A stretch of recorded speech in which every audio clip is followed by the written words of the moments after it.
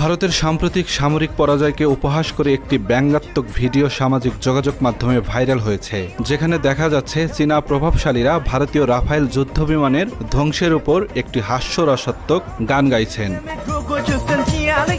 ভিডিওতে তরুণ চীনা শিল্পীরা খেলনা বিমানের সজ্জিত রঙিন পাগড়ি পরে তাদের মাতৃভাষায় গান গেয়ে রাফায়েল জেটের ব্যর্থতাকে উপহাস করেছেন। হাস্যরসাত্মক গানটি সাম্প্রতিক যুদ্ধবিমানের সময় পাকিস্তান কর্তৃক ভূপাতিত করা জেটের উচ্চ আর্থিক ব্যয় এবং সম্পূর্ণ অপারেশনাল ব্যর্থতার কথা তুলে ধরে। ভিডিওটি সমগ্র অঞ্চলের দর্শকদের মনে দাগ কেটেছে।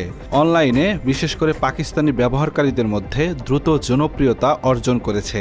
একজন ব্যবহারকারী মন্তব্য করেছেন, এমনকি চীনারাও তাদের চেয়ে ভারতকে বেশি উপহাস করছে। প্রথমবারের মতো রাফায়েল এবং ইসরায়েলি ড্রোন ভূপাতিত করা হয়েছে, যা পাকিস্তান এবং চীনের J-10C জেটের জন্য একটি বড় জয়।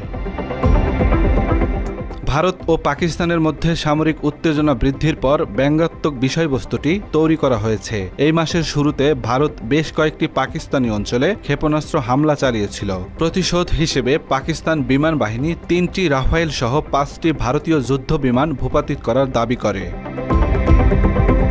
এদিকে টানা 4 দিন উত্তেজনা পাল্টাপাল্টি হামলার পর যুদ্ধবন্ধে সম্মত হয়েছে ভারত ও পাকিস্তান। সংঘাতে উভয় দেশেরই হয়েছে প্রাণহানি, প্রভাব পড়েছে মানুষের জীবন ও জীবিকায়। তবে ভারতের অভিযোগ যুদ্ধবিরতি লঙ্ঘন করেছে পাকিস্তান। অন্যদিকে পাকিস্তান যুদ্ধবিরতি লঙ্ঘনের ভারতীয় এই অভিযোগ প্রত্যাখ্যান করেছে। দেশটি বলছে তারা যুদ্ধবিরতি বাস্তবায়নে প্রতিশ্রুতিবদ্ধ। বিশেষজ্ঞরা বলছেন এতে সার্বিকভাবে লাভবান হবে চীন। বিশ্বব্যাপী দেশটির সমরাস্ত্রের চাহিদা বেড়েছে। অর্থনৈতিক ও কৌশলগত দিক থেকেও মুনাফায় বেশ সুবিধা নিয়েছে দেশটি। J-10 চীনের তৈরি এ যুদ্ধবিমানকে ভিগোরাস ড্রাগন নামেও অভিহিত করা হয়। উন্নত প্রযুক্তি ও টার্গেটিং ক্ষমতা সমৃদ্ধ এ যুদ্ধবিমান দিয়েই সম্প্রতি রাফায়েল সহ ভারতের 5টি যুদ্ধবিমান ধ্বংসের দাবি করে পাকিস্তান। যুক্তরাষ্ট্রের 2 কর্মকর্তার বরাত দিয়ে এ তথ্য জানায় রয়টার্স। 2 দেশের এই আকাশ যুদ্ধকে খুবই গুরুত্বের সাথে দেখা হচ্ছে।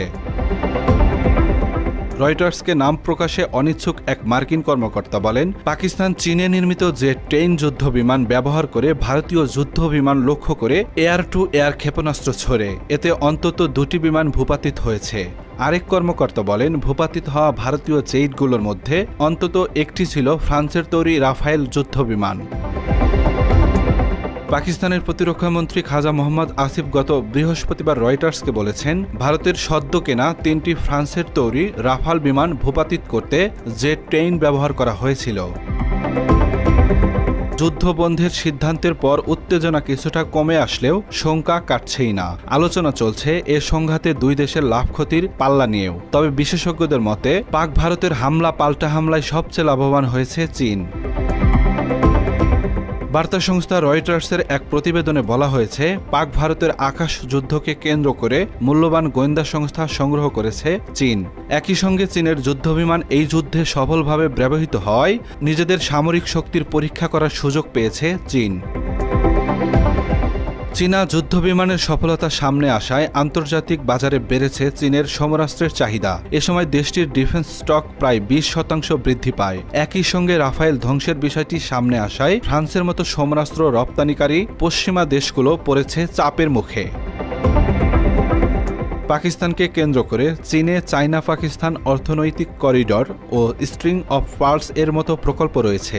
দিল্লি ইসলামাবাদ সংঘাতের মাধ্যমে চীন তার কৌশলগত মিত্র পাকিস্তানের সাথে সম্পর্ক আরও উন্নত করতে পেরেছে বলে মনে করছেন বিশেষজ্ঞরা।